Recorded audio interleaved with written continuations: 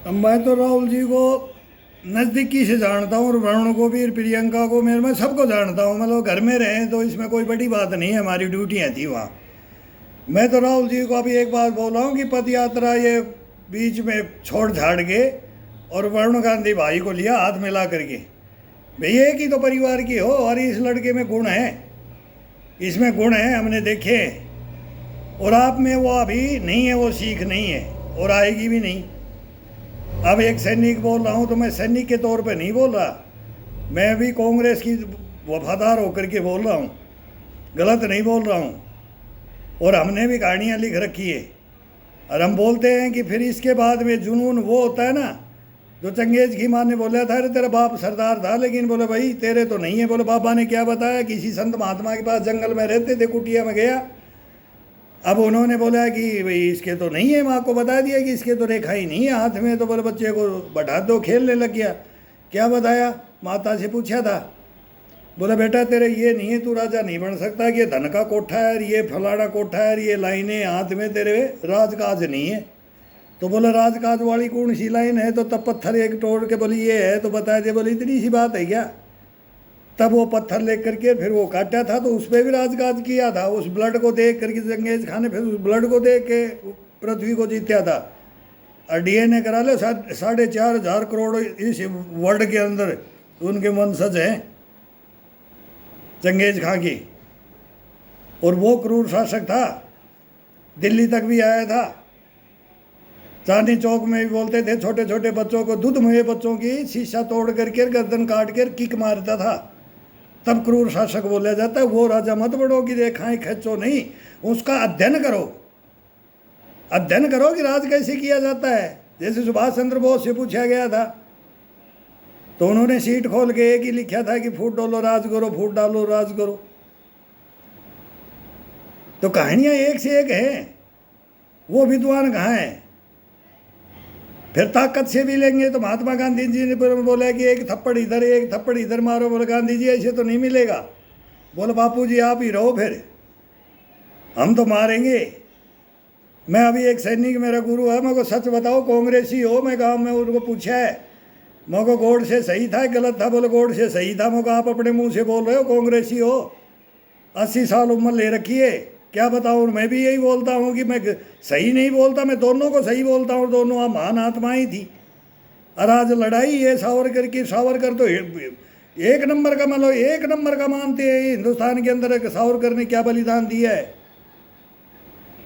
सुभाष चंद्र बोस ने क्या बलिदान दिया है, लाला लाजपत राय था, झांसी की रानी लक्ष्मीबाई था, टटोपे नाना फडणवीस, मंगल पांडे, राजगुरु सुखदेव, भगत सिंह, असफा उल्ला खान। अरे तो सारों ने तो राज किया है, सारे ने, नेता तो सारे ही थे ना। कौन नहीं था नेता, क्रांतिकारी तो वो थे। लेकिन फिर कांग्रेस की बात बताए नहीं, ये कहाँ से पतन हुआ, बनते ही क्या क्या कहानी होती है, क्या क्या फिर वो बदली होती है, खिचड़ी बनती है, टूट टूट निकलते गए। फिर वो राजा का राज नहीं रहे आजकल। अब राजा तो आप झूठा, तो राजा, राजा जो है नहीं उसको तो राजा बोल रहे हो, और राजा है और वो रहेगा, उसको झूठला भी रहे हो और उसको बोल भी नहीं रहे हो, और वो है भी।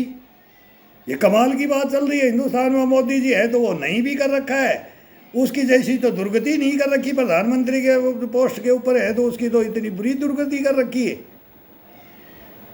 क्या दुनिया देखेगी, क्या दुनिया सोचेगी कि ये हिंदुस्तान है, ये आर्यव्रत है। बोलते हैं कि हम आर्यव्रत बढ़ाएंगे, फलाना बढ़ाएंगे, हिंदू राष्ट्र बनाएंगे। अरे सारे राष्ट्र बनाओ, ये सारा एक बना दो, फिर देखो देश कहाँ जाता है।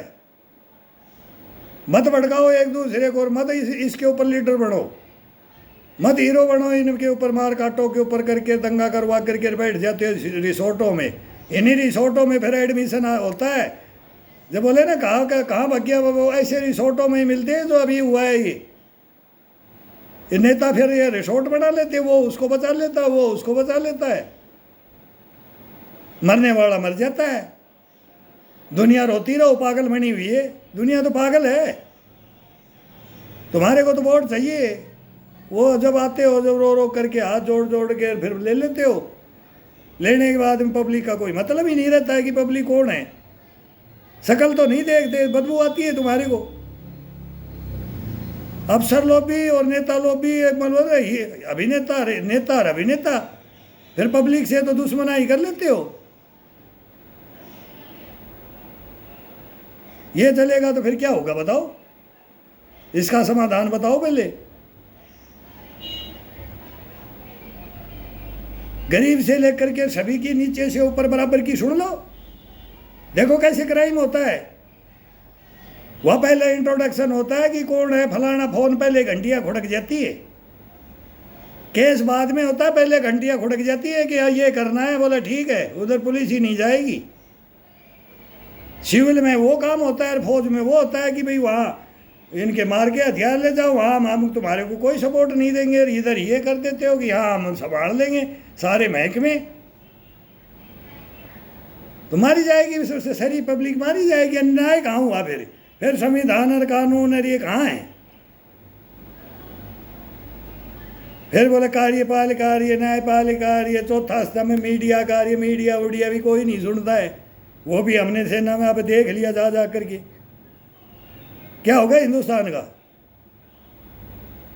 कोई समझाएगा? ईश्वर ने सभी को रोटी दी है, तू दी है तो चूका भी देगा, और दे रखी है। तुम्हारे को नहीं रोएंगे, देश को चला लो सही। काम करने के कोई आज तक नहीं किए। वहाँ पहाड़ों को खोद खोद के ना बैंकर सुरंगें बना रखी है। यहाँ पेट्रोलिंग जाते हैं तो सैनिक को पूछ रहा था कि ये भेड़ बकरी वाले तो हमारे को सूचना देते कि इन पहाड़ों में तो जाने की तो कोई जरूरत ही नहीं है, ये इनमें तो क्या ये फालतू पहाड़ियाँ है। ये तो बोलते हैं ना कि इनका क्या लेना देना, वो खुट्टा काट काट के दो पहाड़ियों को कब्जा करता आ जाता है। दूसरा वो गलत ताकत है, वो खोड़ पाड़ेगा, वो खेत में भीतर बढ़ता जाएगा। कर लो क्या करोगे, दिखा मेट के दिखाते हो इसको, बैठो फिर।